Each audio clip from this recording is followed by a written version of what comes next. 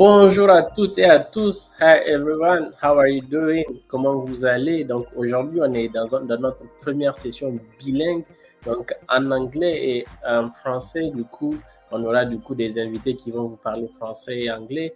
We will have like our guest speaker who will like respond to you in English and in French. And I hope you will enjoy this session where we'll talk about ICCR, like scholarship to study in India. Donc, on va parler de la bourse ICCR, du coup, pour aller étudier en Inde.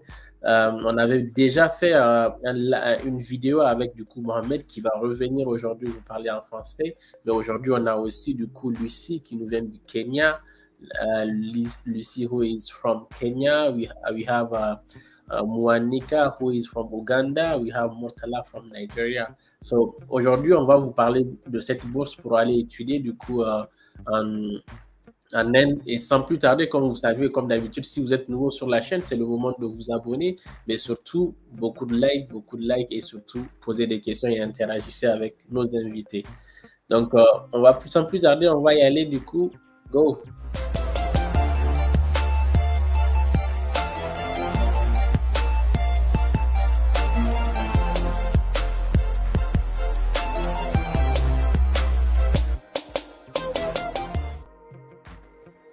Hi, Lucy. Hello.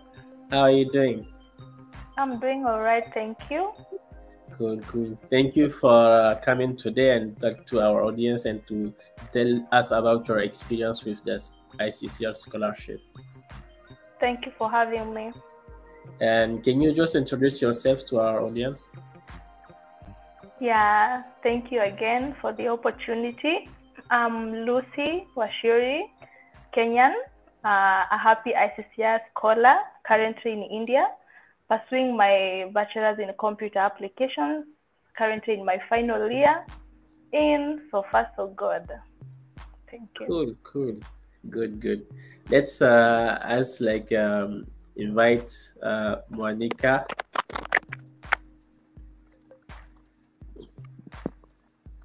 We are not seeing you. Hi. My people from Niger. Yeah, actually, we have many people from I think everywhere in Africa, mainly, and we have Senegal, we have Ivory Coast, we almost have everyone, and I hope we will have like Uganda too, and we will have Kenyan. Many people will watch the video like on a replay, and we will target these countries so that they can see us, see you too. And thank you for being here with us to talk to us about your experience too. Can you just introduce yourself to our audience? All right. For those who speak French, bonsoir. Those who speak English, bilingue. I'm called Monica. Speak out loud. We are not hearing you. Oh, sorry. I'm a Ugandan national, and I'm an ICCR student. I'm doing bachelor's in business administration in India. Yeah, I'm in my third year. Cool. So Monica is studying business administration, and he will share his experience with us today too. Let's have Murtala. Oh, he just went. So let's have Mohamed then. Hello Mohamed. Hi Mr. Driss. Comment vas-tu? Je veux bien, Dieu merci et vous. Ça va. Merci d'être revenu pour nous parler de cette opportunité encore d'études. Est-ce que tu peux te représenter à ceux qui nous regardent? Ok, d'accord, Monsieur Driss, je vous en prie et merci également pour l'opportunité que vous m'offrez. Donc, pour ceux qui ne me connaissent pas, j'ai déjà eu à passer sur la chaîne, donc je vais me représenter encore. Moi, je me présente Mohamed Boubacar Bourema, donc je suis de nationalité nigérienne et là, je suis étudiant en Master in Computer Science at University of Mysore and it's my last year, c'est ma dernière année, comme vous le savez.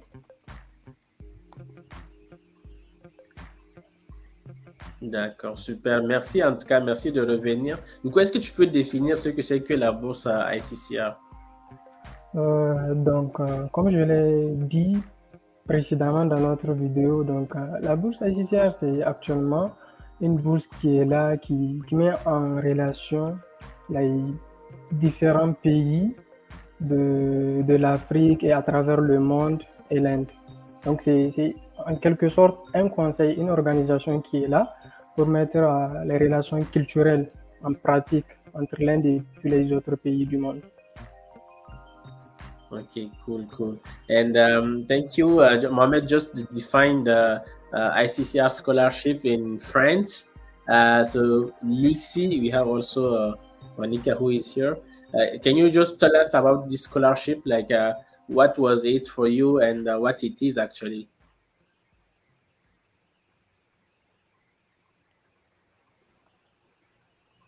Hey, Lucy, are you hearing us? I think actually thank you. Yeah, I can hear you. So ICCR simply is just Indian culture for culture relations, and it offers a platform for so many foreign countries to come and learn here in India. So one thing I would say is that the fact that India now is proving to be a good choice for those who want to pursue higher education, as it's one of the world's fastest growing economies, and it offers plenty of opportunities, I would say, for the international students. So despite of it not being so very a popular destination in Asia, it's trying totally to offer those opportunities. So ICCR literally has helped so many African countries, and I am one of them. I'm a beneficiary, and definitely I have enjoyed it since back in 2019 when I applied. Fortunately I got through it, and the fact that even it's fully funded, it's a good opportunity. You wouldn't give any reason not to come to India under this scholarship. Application procedures, it's literally so very simple for any student to follow up, as long as you adhere with all the rules. Get to the link A2A portal that they provide for every student to go through. So whether you're in which country or any other country, it's gonna be very possible for you to apply. It's easy, it's fully funded. It's just all about you showing the interest and doing what is necessary and following all the procedures. So it's been so good. And the fact that I'm a beneficiary, I can attest to that. Okay, cool. And so for you, I don't know, Monica, you can also respond. Let's have Mortala, who just joined us. Hey, Mortala.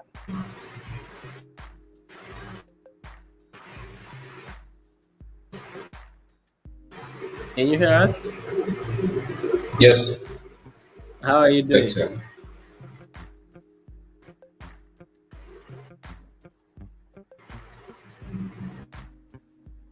Nice meeting you at this moment. Okay, cool. We just have a delay. Hello. I think it's, yeah. Yeah. Yes, I'm with you.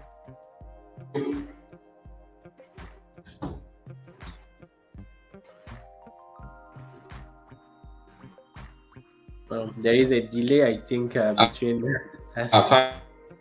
Fine. Yeah, definitely. He's having some serious network issue. Thank you for giving me this opportunity to be part of this intellectual gathering. We have a difficult to hear you. I think there is a delay when you speak. Get the information. I'm very, very much happy to be in the, for those who will contribute. Okay. I'm very, very much happy to be here with you in order to share some experience to enable incoming students to participate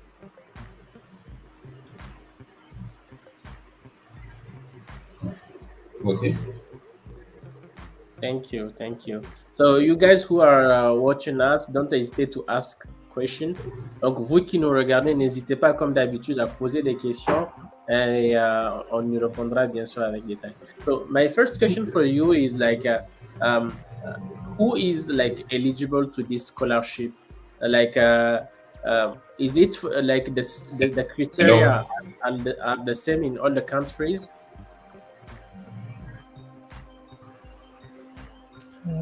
Lucy, can you reply or shall I go? It's okay, I can go. So Okay, sure. when we talk about eligibility of the ICCR scholarship, one thing I would say, like all applicants, for me and together with the ICCR A2A portal, which provide the web links of each university and the courses offered by them on the timeline they do give, the applicant should be within the range of 18 to 30 years for it to be eligible for this scholarship when it comes to age. But applicants require to go through the criteria laid down by the various universities or institutes for the subject or courses which he or she or the student is applying for. However, we can say that for the PhD students, probably the age is relaxed a bit, 30 to 45 years of age. But for the bachelor's and for the master students, most especially goes for 18 to 30 years. That comes from age constraints. When we come to things to do with the grading, for my country, Kenya, if I speak for it, we had our grading system is very high. So the toppest we give it an A. Then we have a B plus, a B plain, a B minus. So if you don't have a B, at least a B plain, you cannot be eligible for this scholarship. So if you're at least a B plain student for a bachelor's, then you can be eligible. For the master's, you have to produce your second upper class for your lower degree or your bachelor's degree for you to be eligible for the scholarship as a master's student. So I think those are the most basic and common constraints students should consider when applying for this scholarship. Yeah. Cool. Thank you. So I don't know, Mohamed, if you want to maybe translate. We have Abraman Usman in the audience who is asking the same response, I think, in French. So I don't know if you can just tell us. Ok, d'accord. Pour mon frère qui est en train de demander la traduction, je suis là pour ça. Ce que Lucie vient de dire par rapport aux conditions d'admissibilité et tout, elle dit que pour avoir vraiment accès à la bourse ou bien pour se démarquer des autres, il va falloir avoir vraiment une base académique qui est là assez convaincante et tout. Donc, la deuxième des choses qu'elle avait dit, ça dépend du niveau que la personne souhaite candidater, autant pour moi. Donc, une fois que c'est pour la licence, il va falloir avoir vraiment, comment on appelle ça, le bac, et puis avoir les notes du terminal qui sont assez élevées, comme vous le savez. Donc, si c'est pour le master, il va falloir avoir vraiment une licence avec les relevés des 3 dernières années qui doivent être aussi, disons, moyennes, assez bien, comme vous le savez. Donc, pour ajouter à ce qu'elle avait dit, comme eux, ils viennent tous d'un pays anglophone, la particularité est que nous venons des pays francophones, nous sommes obligés de traduire tous nos documents en anglais. Et c'est actuellement l'un des challenges que nous, les Nigériens, nous faisons face. Donc, en gros, c'est vraiment ça, les conditions d'admissibilité et tout. Thank you. Merci Mohamed pour cette réponse. We will begin we have some questions that are related to what you just said about the criteria and also the possibilities. We have Shetan. So he is asking, does ICCR provide scholarship in IT for undergraduate course like BTech provide GEE advanced score? So I don't know if you guys understand what he's asking for. He's asking, I think, if the scholarship is also for undergraduate student and in IT. So. Yeah, definitely. The scholarship, I think, actually is covering all the courses along with all the levels. I mean, the undergraduate, the PG, postgraduate, and the PhD. So it depends. Ce que je voulais dire, c'est que la bourse couvre actuellement, comment on appelle ça, tous les domaines et tout dépend du niveau, que ce soit la licence, le master ou bien la thèse, tout est inclus. C'est ça l'avantage de la bourse. I don't know if you have something to add, Lucy. Yeah, no, I wouldn't add anything, but I would say that ICCR Scholarship gives both UG, PG, and PhD students. But the cool thing is, because rules and regulation or criteria may change year to year, I wouldn't tell you that the ones that I used in 2019 it will be the same in 2022 or in 2030. So it's good to refer to the A2A portal, which provides the web link of each university, the courses offered by them, and the time of filling the form. So in them, you can find all the courses you want to apply, because at least they give you an opportunity to apply at least 4 universities of your choices and all the courses you want to apply. But literally, all the courses have been provided. You just check on the A2A portal, it will guide you because it will change year to year. So if I tell you from my past experience, it might be different. So it's good to check the updated portal link they give. Choose your universities you want, give some choices, and if you be lucky, they will just give you the same course you wanted in the certain universities of your choice. Yes, so yes, ICCR provides and all the other graduate courses that they're asking about. Yeah. Cool. Murtala, I don't know if you want to add something. I don't think if he's able to hear you. Oh, his screen is freezed, I think. Yeah. But one thing that I wanted to add, when we have applied for our ICCR scholarship, we had only 3 choices. But actually, I think they have updated it, and I think students can go till 5 choices, isn't it? Yeah. Cela pourrait répondre à la question de l'autre. Même si l'une des universités n'a pas la filière que lui, il cherche, il pourra voir, il y a, je ne sais, une centaine d'universités ici en Inde. Il pourra voir l'université qui a la filière qu'il souhaite candidater et puis voilà, choisir l'université dans ses choix. Cool.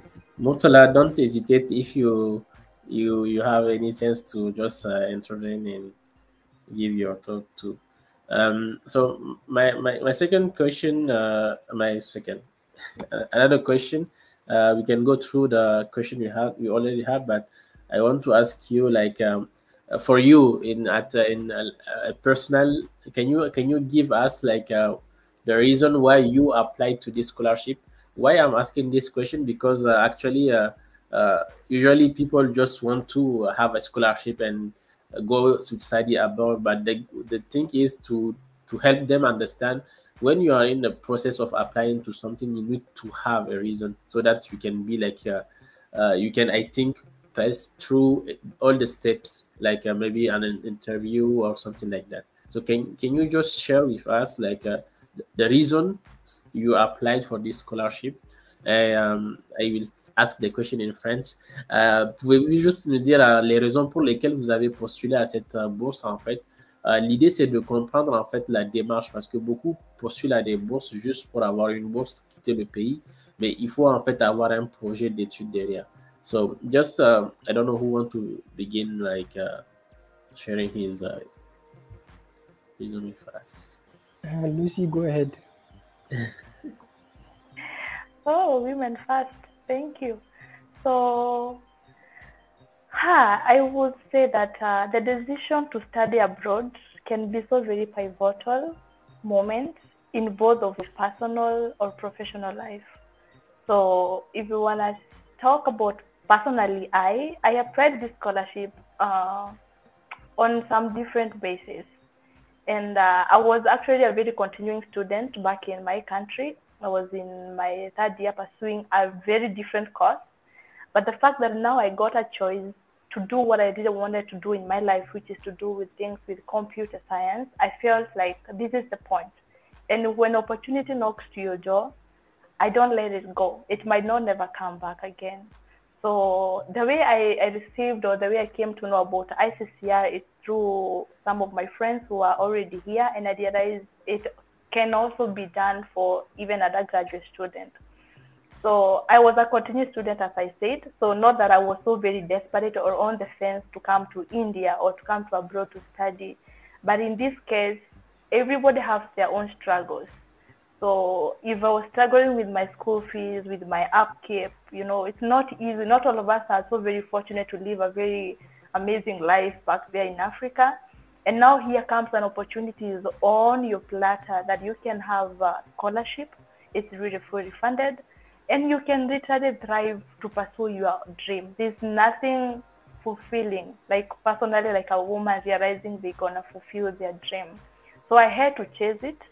I had to put, to just lean back my course back in Kenya, which I'll go and finish. So I'll be having 2 degrees, God willing. And that's literally, I would say, the reason that's why I decided to join ICCR Scholarship. So everybody has their own personal and professional life, as I said. And one thing I would say, you better have a zeal, you better have a pressure, you better have something that is driving you to do something. Don't let anybody else to come and tell you there's a scholarship opportunity. You didn't have to do it now. It has to come from deep within you. This is what I want to do. If you're doing a course that you feel like, I'm not feeling this course, I'm not getting to this vibe, I want to do something else, and all of a sudden opportunity comes, just go for it. Sometimes it never come back. And so far, I cannot even regret. I'm enjoying this course, and I cannot even wait to be an IT guru, to be that software engineer, and because that's what I wanted to do. So that was my personal thing that I would say made me get into ICCR Scholarship. Yes. Cool. Thank you for sharing that with us, and I totally agree with you. To add on, Yeah, I'm not allowed to go ahead. Not allowed.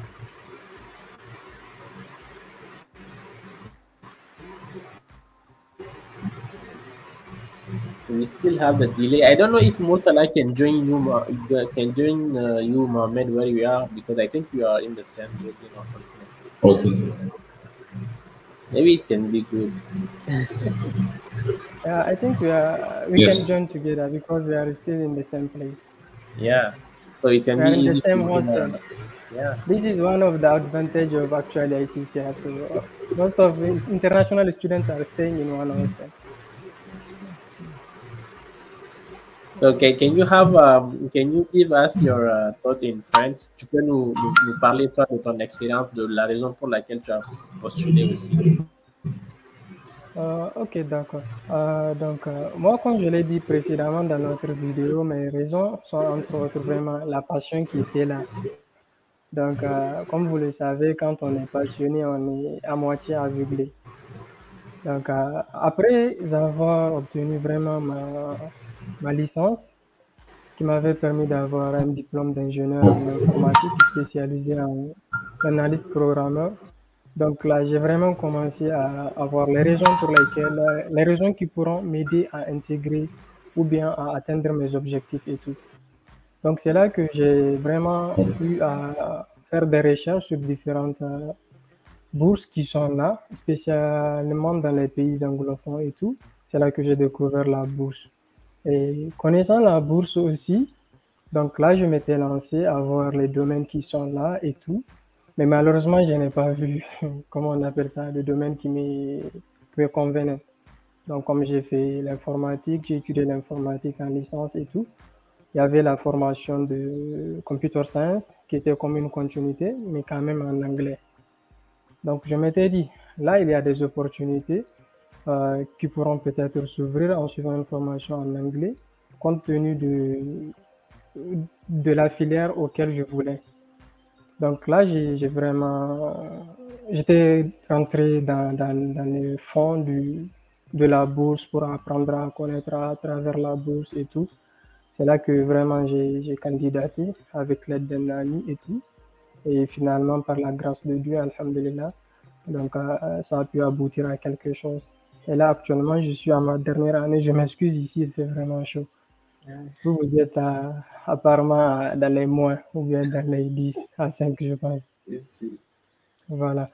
Donc, comme je disais, grâce à mon ami et tout, alhamdulillah, ça avait marché. Et là, Dieu merci, je suis même presque à la fin. Et on essaie de vraiment continuer, voir ce que ça va donner à la fin, Inch'Allah. Cool, cool. Good luck. Bonne chance avec ta fin aussi. Good luck for like everyone. I can say like for your exams and maybe the ending of your semester or something like that. And we have Ariel who is asking a question. Ariel pose la question, pour le master, on exige les compétences en anglais. I will translate. He's asking actually if for the master degree, they ask like English like exam or competencies. So maybe I can translate the question in both language. In French, for French speaking, est-ce qu'on demande d'avoir un TOEFL? And also for English speaking country, like when you were applying, they ask you to provide any like specific test. I think I know sometimes and usually it's waived for English speaking country, but I don't know if they also require it. So Wait, can you give me a second? Yeah, go ahead. Guys, my connection is just going off. I don't know what's the problem, and I'm scared of coming and going. It's like it looks so bad, but as I'm talking, it just goes off, and I don't know. It looks bad. Yeah. So I'm on now. You can ask me any questions, but if it goes off again, I don't know if I should just come back or I should just leave it. You can come back. We will always accept you. You are welcome here. I was scared because I was saying this is your thing. I should not destroy it because it just goes off just like that. No, it's okay. I think it's okay. We can all understand that it can happen here. Okay. Excuse me, Mr. Idris. Excuse me. Can I just let Mr. Mutala come and sit with me? Yeah. Okay, sure. And my last question was about like the English test requirement. Do they require you to provide any tests like when you were applying? It was waived for you. Can I answer that? Yeah. India is one of the best countries that I can suggest anyone to come because I have friends who have come from Mozambique. They came and they didn't know English at all. Like it was so difficult for them, but they tried to learn from here, from us, from the school. So one thing I know is you don't require a TOEFL or any English exam. And one of the other things that make the ICCR scholarship so good is you don't have to have all your marks card fully, like your transcript. You can have like 50, as long as you have that more than 50% of your, maybe let me say you're supposed to be having 4 semesters, right? Max card. Yeah. If you're applying for masters, if you out of 4, if you have 2 or 3, they can consider you. That's one thing I know, and that's one of the reasons why it makes it like have more possible chances for people who are coming in. Okay, cool. Yeah. Interesting, actually. It's very interesting because we have another question we will prompt like just after this one. Who there is one of our friend Abdurrahman is asking like, is it possible because he he has his high school diploma, but he didn't do the class for it. He activated it. So what you just said is responding to the question, I think. Yes. So yes. we have Mohammed and Murtala at the same place. You will let them like arrange before they can join us. And I don't really see if you want to add anything to what's Yeah, I think I brought Mr. Murtala here, so you can just introduce himself. Welcome back, Okay. Murtala. Yes, thank you very much indeed. I must start with saying that I have some connectivity issues. Yes, concerning this good question, as far as English-speaking countries are concerned, there are no any issues of proficiency test. Only that when you go to the embassy, as in the case of my country, the embassy officials want to confirm whether the person who applies is the right person to be chosen. For example, when you go there, they will ask you to write a short test within the embassy to see the capability of the person in order not to allocate a scholarship to a non-deserving person. So in order to prevent that, they will have to, a person has to write some kind of test that will qualify him to be selected by the mission. Yeah, but as far as proficiency test is concerned, for example, IETLS and the like, there is no such kind of, and for the PhD applicants, very, very importantly, in the university, we are now University of Mysore. This session, the International Center has declared that for any incoming student, there is no need for that exam, eligibility examination for foreigners. They say that the masters he has and the BSc or BA he has qualifies him to be enrolled into the program directly. So therefore, there's no fear for our incoming students that they should be allowed. There's nothing to worry about the fact that proficiency test is required at all. Yeah. Cool. Thank you for this insight. So I don't know, Mohammed, if you want to say it in French too. Okay. You want me to translate? Okay. Yeah. Okay. Okay. Are you able to hear me? Yeah. Okay. So, actuellement, ce que M. Murtala avait dit, c'est tout à fait normal que au niveau de l'ambassade, même si l'université accepte l'étudiant, que l'ambassade s'assure que toi qui quittes le pays francophone, es-tu vraiment qualifié pour te défendre en anglais ou bien as-tu le minimum du niveau qui est requis comme l'anglais, même si tu viens, comment on appelle ça, d'une série littéraire et tout. Donc, tu dois vraiment passer un test au niveau de l'ambassade de l'Inde. Tout dépend du pays. Mais moi, particulièrement, j'ai eu à candidater et j'ai eu à passer ce test qui était vraiment un entretien écrit et oral. C'est ce qui remplace en fait l'attestation du TOEFL ou bien du IELTS. Donc, c'est ce test-là que l'ambassade fait passer entre les étudiants qui sont admis et tout. Ok, cool. Intéressant. Du coup, pas de TOEFL, pas de IELTS. No TOEFL, no IELTS. You don't need to pass this test, but you need to take a test to the embassy. So I think Lucy can confirm what we just said. And so this was the question Ariel Jean Ivy asked us. Let's we move to one of the questions. We have Abdul Kader, who was asking he want to apply to this scholarship. It is in French, so I will translate it. He want to apply to this scholarship with his in the field of CFA.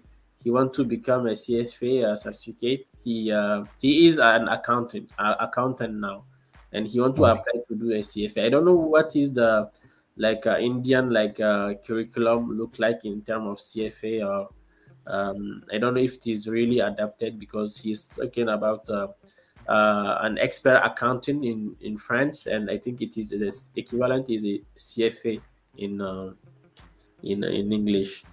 Donc, il veut postuler pour l'expertise comptable. Donc, je ne sais pas si c'est possible. I don't know, Mohamed, if you know about it, and I just translate the question so that you guys all can answer his question.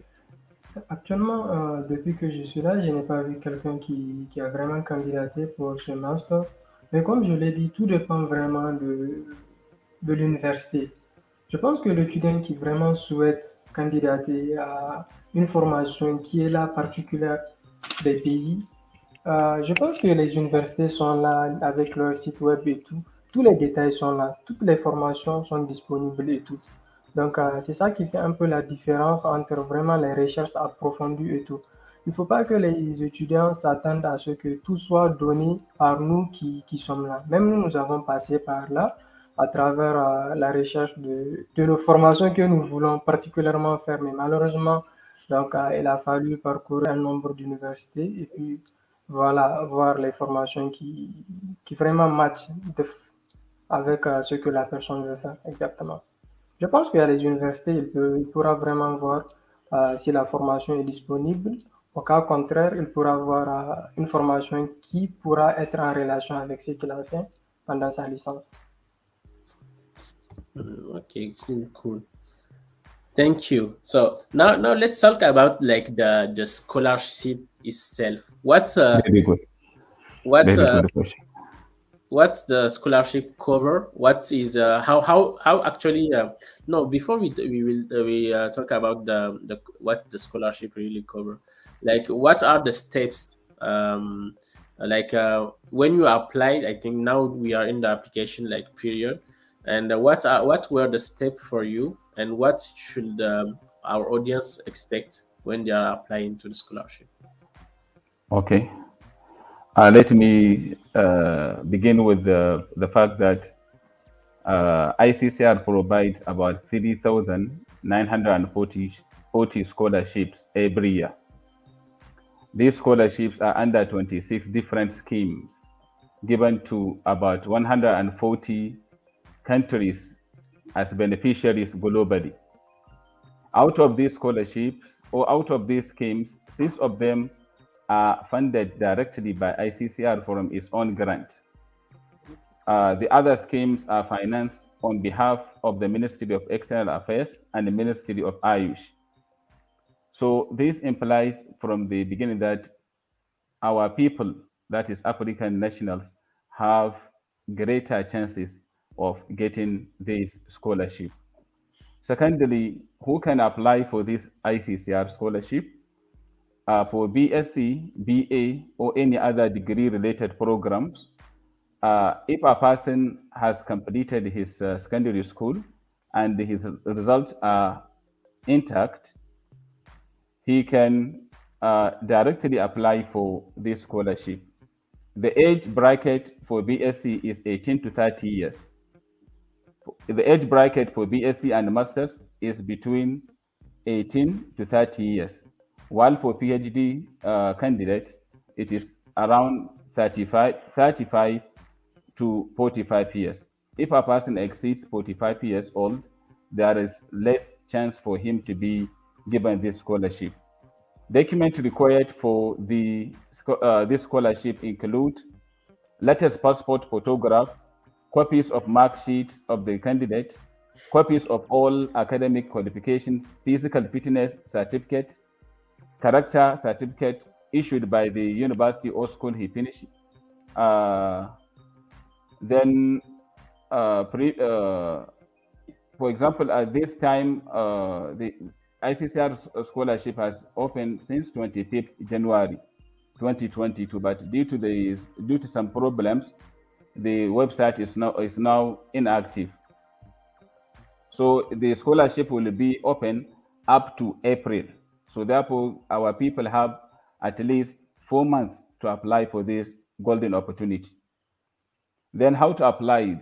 How to apply is very simple. Just if you have data connectivity, click on Google A2A Scholarship or A2A ICCR 2022. Then the moment you click on that, you search, it will bring you to the dashboard of the ICCR, whereby for a new candidate, you will see need to apply. Then you can just click on that button. Click on don't have an account, please sign up. So these are some of the issues that our students can have while applying for this scholarship scheme.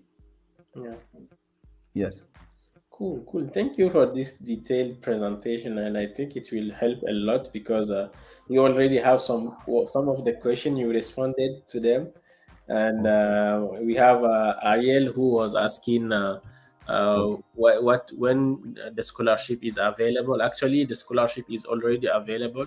Donc, I will translate in French. Ariel, la bourse est déjà ouverte. En fait, ça a été ouvert au mois de janvier, le 25 janvier, mais il y avait des problèmes du coup de connectivité. Mais apparemment, du coup, ça a été réouvert, mais en plus, ils ont prolongé la période de candidature qui est de 4 mois maintenant. Donc, vous pouvez postuler jusqu'à dans 4 mois et ça se fait en ligne. On va mettre le lien du coup en description juste après le live, en replay, les gens pourront regarder aussi.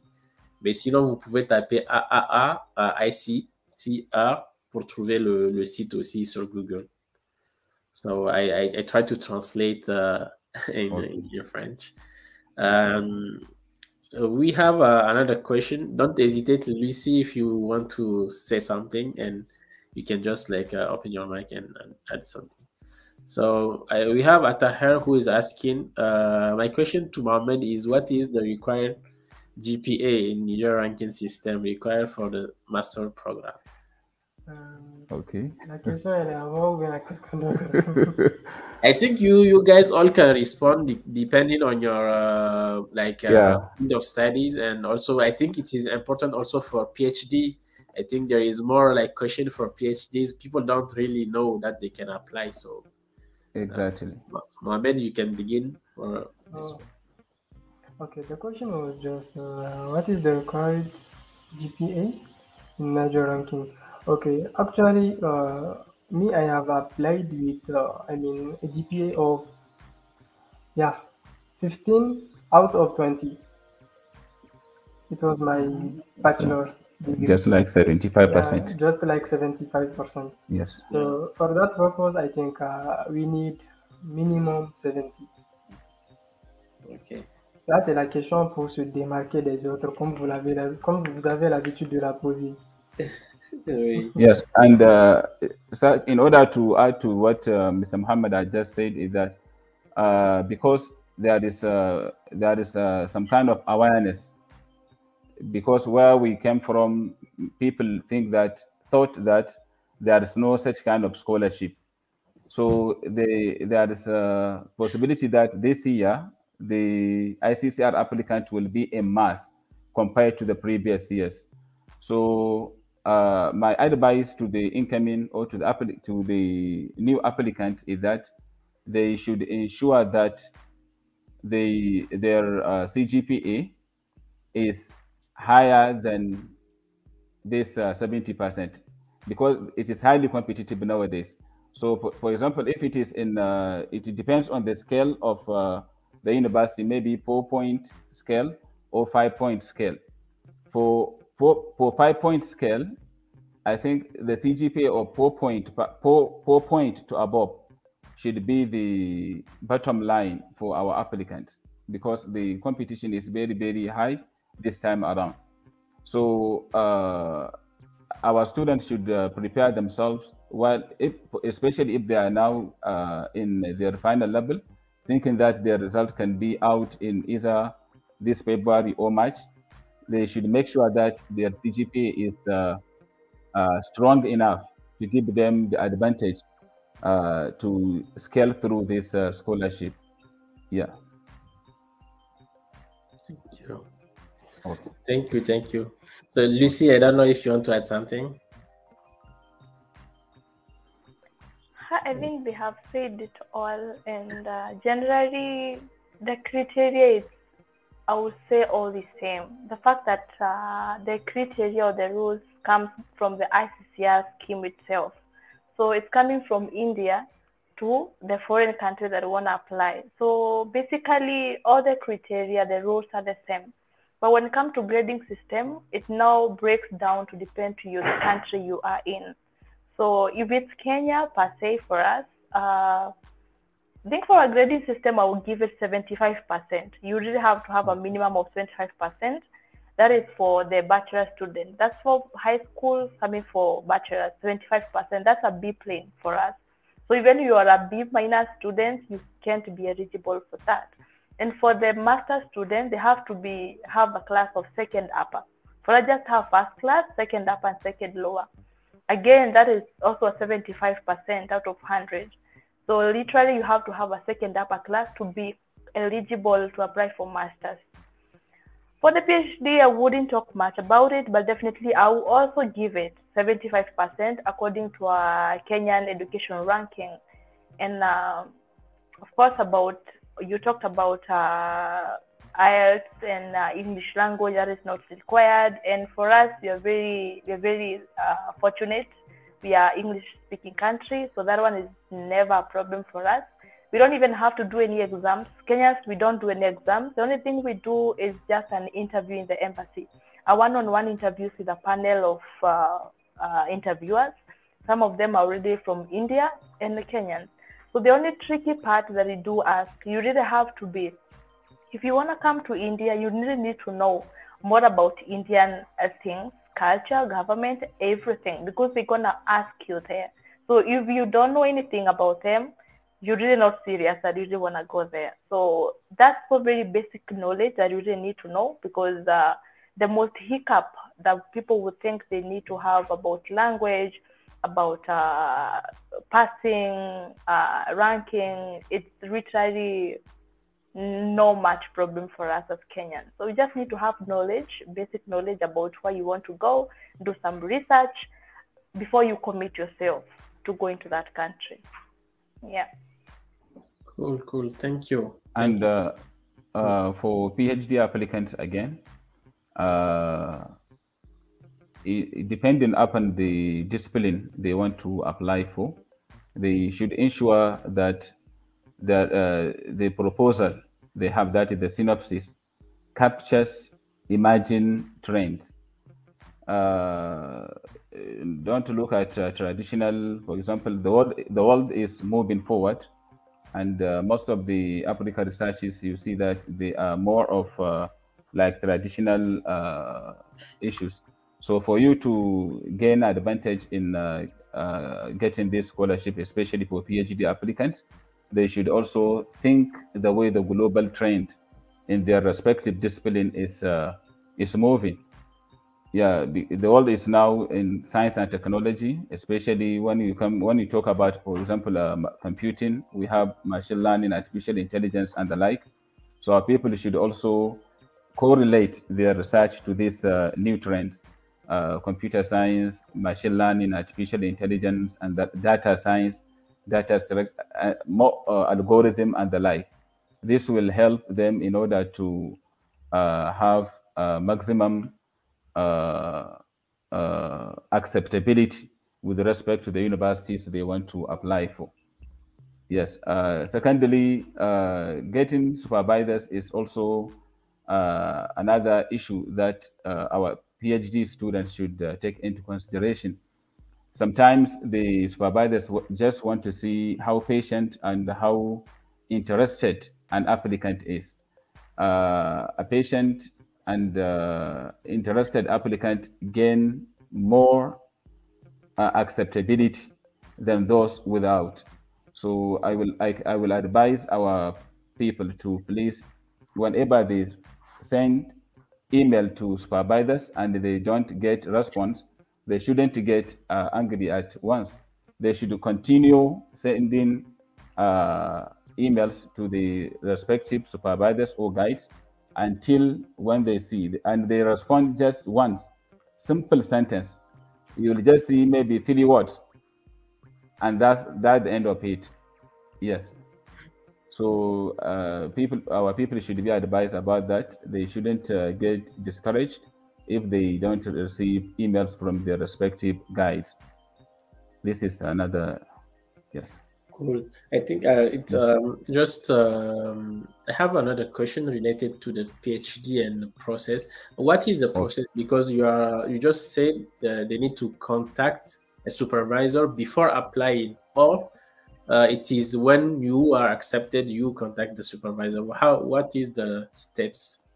Yes, honestly, there's no general rule concerning this, but for the university we are now, it has been mandated that each and every applicant should have a supervisor or guide prior to giving admission in this university.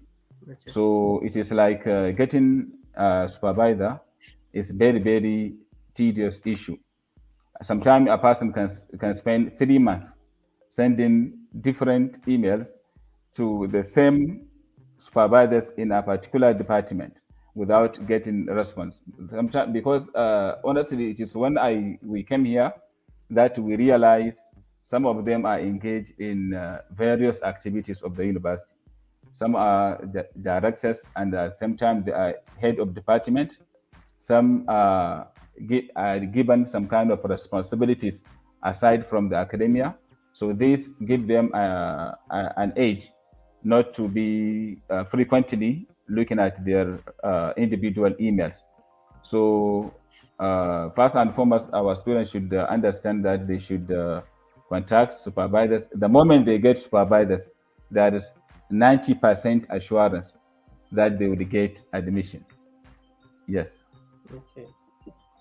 Cool, interesting. So let's talk about the coverage of the scholarship, like what it covers for you, and is it enough? And should the applicant, like who will be successful in the process, like should he prepare something in addition to what it what is given by the scholarship?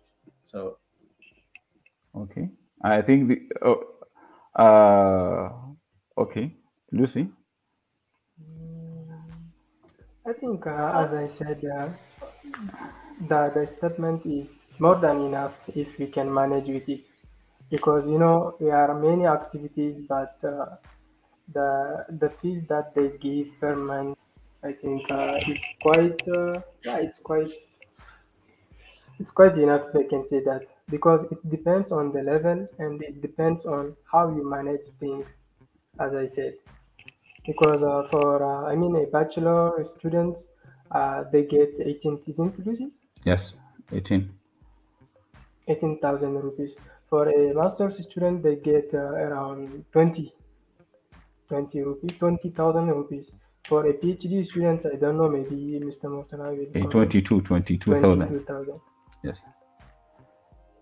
And if a person can do justice to the money given to him, unless if a person adopts a lavish lifestyle, whereby he will just be extravagant, exercising extravagancy to the extent that the amount given to him cannot suffice him to sustain his life activities.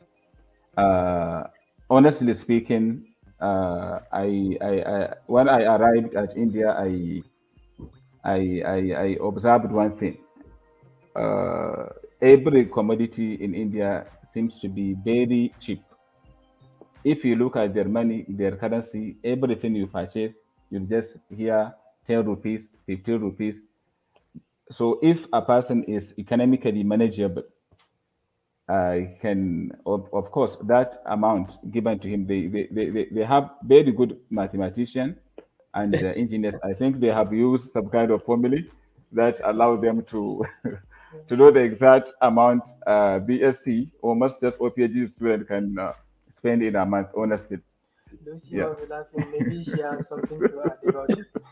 Okay. Because she's a lady, so yeah. The amount is not enough for her. Okay. Yeah. But actually, average students, if unless he adopts lavish lifestyle, average student, the amount given is Okay, honestly. Okay. Yeah. Let's This have might be Lucy's point of view. okay. Lucy, add something. I know you Yeah. have something to say. Just add it. You are a Okay. lady. You know how things are expensive She's here for waiting. a lady. She's waiting, of course, because she says that it's not enough for her. Yeah. Oh my god, yeah. Wow. I don't even know why it's becoming so funny. So Okay. I will also say that what they give, the stipend they give, it's basically enough for a person. You know, as I said, where we have come from, I cannot come and adapt a different culture of overspending and indulging myself to some kind of lifestyle that I was not used to. That's not me. And I cannot just change my mind that I'm in abroad in this case and I want to live a life that I have never lived before. So at least there's some consideration every person on a personal level should have, where you have come from, where you are, and where you're going to. So one, I would say the stipend is totally enough in this case. And the fact that ICCR covers the living allowances, the house rent, I would say, which is part of the allowances, the contingency grants, and medical assistance. But unfortunately, when we come to the merits, we'll talk about that later because recently they withdrew the medical assistance. So it's now on a student level to apply. We applied for insurance, which we are paying for ourselves. So just have to be so very prayerful. You don't get sick because now it's upon you and your insurance and your parents. But in the other cases, we would say that it's very enough, the stipend they give. You don't have to spend much. You don't have to live a life you cannot afford. You don't have to scratch yourself where you cannot reach. So I would say it's very enough. As much as ladies here we are, we want a lot. We want to look amazing. We want to live a life that we are in abroad. But you know, you guys always come through sometimes, so it's enough. It's always enough, yeah. So what about like the accommodation? How they help you getting it, or you do it yourself? How it's managed? When you talk about accommodation, there's one thing every applicant, a new applicant should know before they come here. When you need to come, at least you need to have some personal pocket money. Maybe I wouldn't probably, maybe for a whole month, you should cater for yourself. Because during the administration, before you get all those documents, before you get all the bank accounts, it's not all about you. But later on, they will reimburse the money. But before then, you really need to stand by your own. When it comes to accommodation, of course, they cater for that. If like Mohammed and his friend, they're living in a hostel. Personally, I'm not living in a hostel. So if you live in hostel, they will pay for you directly to the hostel.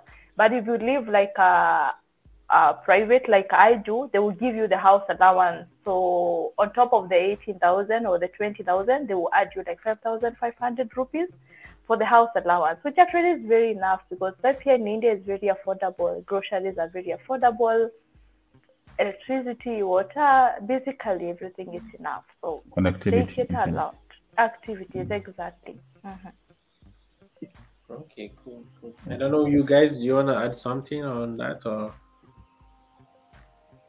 Almost she said enough, but just to add to what she said, for PhD applicants, I think because the procedure is a little bit, especially in the university I am, it's a little bit lengthier than expected.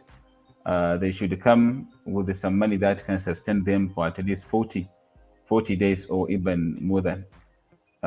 Because there are some technicalities issues, administrative issues involved, and for them to cover that period, they need to have something like money in their pocket. Yeah, that is all I can just say. And concerning the accommodation, it depends on the desire of a student. If he wants to live outside the hostel, which some our lecturers advise, in order to view the environment more efficiently, he has to come along with huge sums of money as well that can cater for advance because the occupants or the owners of the houses used to ask for the advance money. So if a person has such amount, then there's no problem. But if he hasn't, then I think he has to live within a hostel that is provided by the university. Yes. And one advantage of living in international hostel is that it is very close to the university, especially for PhD students. You have issues with the Crawford Hall here, for example, in the University of Mysore International Center and the university. So the distance is not that very large. You can just minimize your expenditure, and it will help a lot in saving your currencies. Yeah. Cool. Thank you. And one more question about maybe I think, is it easy to live in India and study there, or how it is? Like, based on your experiences, how can you qualify it in terms of study, in terms of lifestyle, in terms of integration? Honestly, the Indian people are good people. There is challenges. I will be honest. Okay. There is Okay. You are on the same picture, but you have different What are the challenges? Okay. Let's talk about the challenges that you are facing here as an African. Okay. You know, it depends. Everywhere there is racism, but here in India, especially in the case of having accommodation, especially if you want to go for rent, as an African student, you will suffer definitely. Because I was, I had that issue because we had some problems. I think Luis is it with our last hostel. But when I decided to go for rent.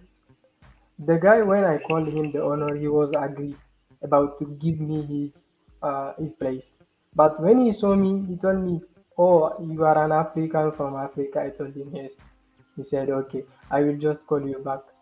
And I was even, at 90% that he will say no. Yeah. And he even didn't call me back. He called one of my friends, the one who showed me him, because he was his place. It was his place, so he said, "I will give you the place, and I will not take my deposit." He said, I will just talk with the owner." The owner said, "Okay," he was agreed. But when he saw me, he called my friend and he told me, "See that African of yours, I won't give you my place. Just, I'm sorry, go and find another one." But there is an issue because as Africans, we don't stay entre griffes. Je vais le dire en français. Nous ne restons pas tranquilles.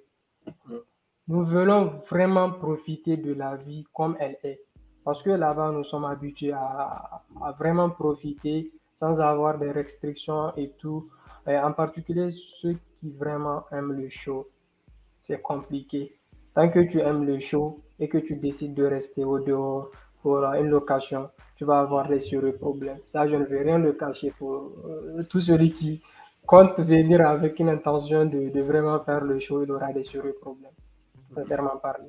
Donc, I don't know if you have something to add. Yeah, actually, what happens, according to my understanding, I can just say previous African students caused us this kind of sufferings.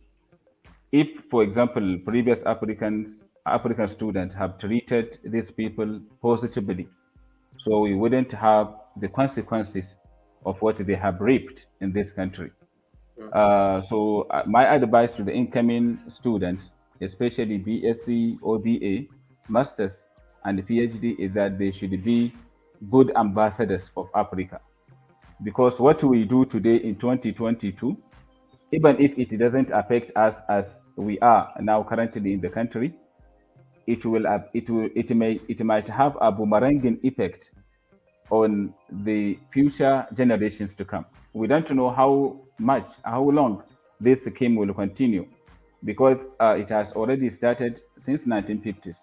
So there is possibility that it will continue like this logarithmically without stoppage. So my advice to the incoming student as well as the current student in India and all across the world wherever applicants are, please, we should be law-abiding. We should respect their home culture. We should respect individuals, because at the moment, just as my colleague Muhammad has said, the moment they see color changes, for example, Africans, they will not look at you as a person. Rather, they will just remember what happened, what transpired between them and the previous African students. So if you can correct this kind of interactivity with our hosts, that is Indians, definitely I'm pretty much sure that these problems will fade away. One day they will just be saying Indian, they have no any good friends than Africans. Yeah, so this is my advice to the incoming as well as the current students in India. We should just be law abiding, and we should respect them as our host, because they give us more than it can you can imagine, studies and the like. They have good lecturers, good universities, good many things.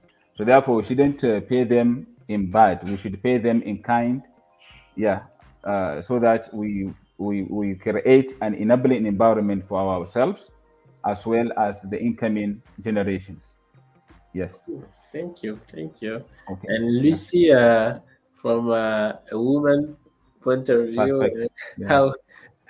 how can you attest what they say?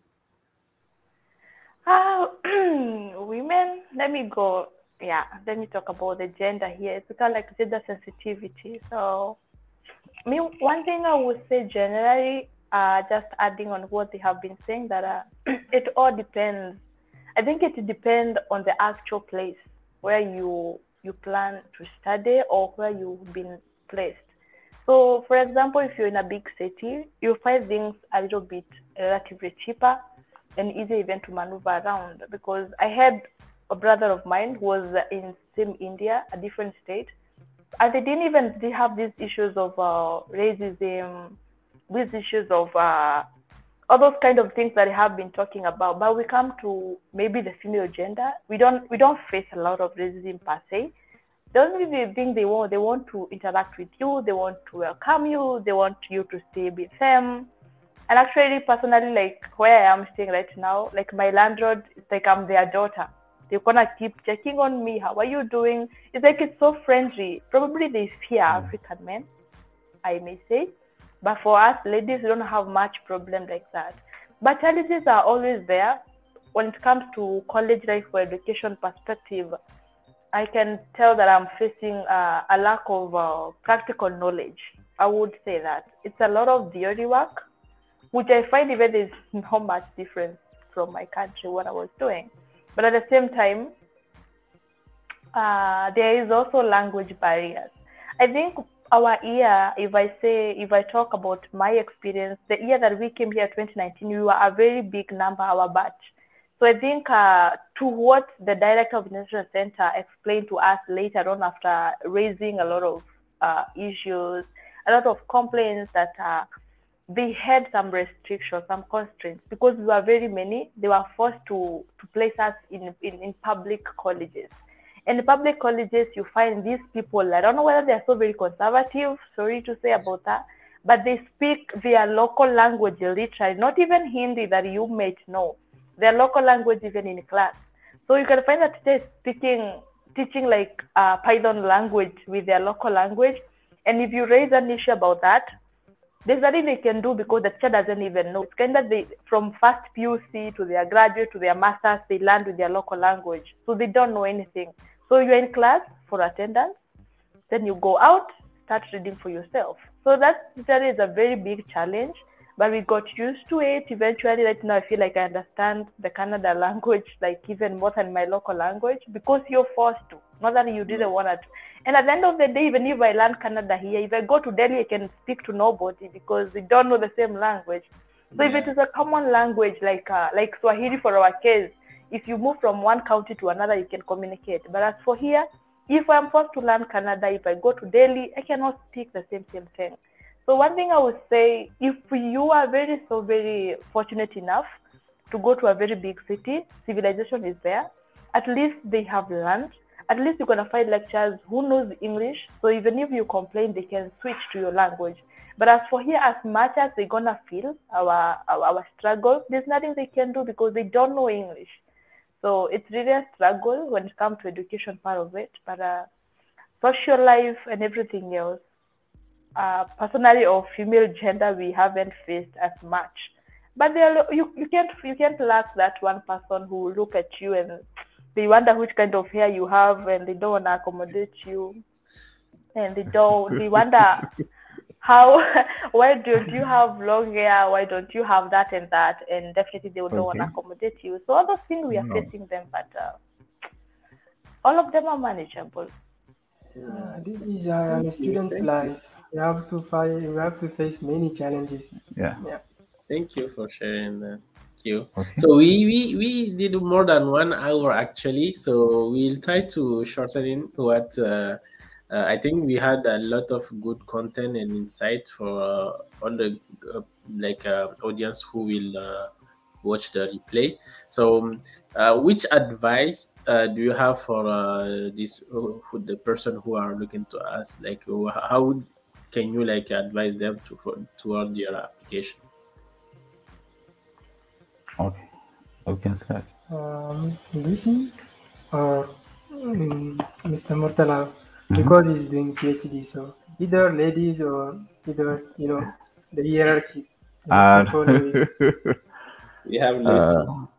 Okay. Women first. Okay. Right. Advice. So the advice I can give to any new applicant, any student, so whether you're on the fence about studying in India or in abroad, or specifically in India, in our case that we are talking about, our plan to apply, it's very imperative to first understand what living and studying here in India is like before you commit yourself to it. And again, because at least they give you an opportunity to choose or to break down to the courses you want and the universities you want to choose, because among the choices you're gonna give to what you want, they will at least give you one of them. So if you give University of Mysore, University of Delhi and Mumbai, they will probably give you one of them. So when you do a lot of research of which country you're going, like per se in India, you do research of that state, what they do, what is their like, and they're living there. At least you can be in a position to give choices of those big cities, of those civilized universities, and challenges will be less for you. So don't hesitate. Don't ignore the opportunity. The ICCR Scholarship is still there. Go for it. Chase your dream. Thrive. There is nothing good comes from on a silver platter. You're going to face challenges even if you go to Mumbai, because I have not learning from there. I wouldn't say you're going to find a very smooth life there because you not come to South India. But you didn't have to be very zealous person. Go for what you want and be ready to face all those challenges, because if you are facing them now, it's because you are in a capability or in a position to conquer them. So just go for what you want, chase your dream, and go get them. Thank you. Okay. In addition to what Mrs. Lucy said, is that India is a one country that whatever intention someone comes with, he can easily fulfill it. What I mean here is that if a student comes, for example, a PhD student comes with the intention of publications, with the intention of writing books, chapters, articles, and the like, he has every chance of doing that. If a person, for example, for a business reason, comes to India for maybe business opportunities, for other, though I'm not good in that because I am a student, just to add to what Mrs. Lucy said, there are many chances for him to achieve his goals within the desired time frame. So since we are on the platform of studentship, I think my advice to the student is that for BA or Bsc, since they are starting a new career in studentship, they will have to have a kind of a direction. What do I want to be in the next 10 years? What is the world moving? Which course should I invest in? Why did I study science in my secondary school? And what is the current trend nowadays? And what will the world be in the next 10 years? So with the guidance and counseling, especially from good teachers in their respective secondary schools, they can get a lot of knowledge. That knowledge they extract from their teachers, they can recast it in the world and seek advice from either parents or elders within their immediate territory or environment to see what course, or according to their own choice, which course do they need to invest in, which course should they apply, and if they apply and fortunately they get it, how can they impart the knowledge gain and experience or skills in their community as well as at the global scale. So honestly, the advice is that whether a BA or BSc, Masters or PhD student, we should have an idea of how to change our environment, how to change Africa, for example, how to make Africa a lovely and lively environment to live in, how to contribute to knowledge, how to solve bedevil problems affecting Africa, affecting individuals, affecting organizations, affecting societies, and the like. How can we bring Africa to a global scale whereby it will be visualized in terms of research impact, in terms of all other aspects of life space, so that we can prosper and progress within the nearest future. These are some of my advice to the incoming students, that they should have a plan that will guide them in order to achieve the desired goals. Yeah. Thank you. Okay. Mohamed? Okay, I think all of them have given their advices in English, so let me go in French in order to help my, brothers in major. Okay. Actuellement, ce que moi je pourrais donner comme suggestion et tout aux futurs étudiants ou bien aux futurs scholars, I think actually, ce que moi je suggère en particulier pour nous venant des pays francophones, c'est vraiment l'anglais. Quand il s'agit d'une bourse et que tu dis, mon frère vient par là, il y a une bourse, elle te demande c'est quoi le contenu, tu lui dis, bon, la formation sera vraiment dispensée en anglais et tout. Monsieur Driss, je vous dis que j'ai informé plus de combien de personnes. Il demande le contenu, la formation sera dispensée en quoi? C'est l'anglais. La personne ne va plus revenir sur le sujet. Et ça, c'est un des points sur lesquels vraiment je conseille, je suggère nos futurs étudiants qui sont là au pays avec, comme vous le savez, vraiment les difficultés que nous avons au pays en ce qui concerne l'éducation et tout. Là, c'est une opportunité qui est là. Tu viens d'un pays francophone et que ton niveau d'anglais, il est assez bien. Tu as un diplôme, disons, plus ou moins bon. Je pense que cette bourse, elle est vraiment convenable pour toi. Parce qu'aucun test d'anglais n'est demandé. Et en plus de ça aussi, donc, tu vas avoir des opportunités, tu vas améliorer ton anglais qui va t'aider à vraiment avoir ou bien à ouvrir des portes toi-même en apprenant l'anglais. Donc, c'est ce que je donne vraiment comme suggestion à nos futurs étudiants, spécialement ceux qui sont vraiment au Niger.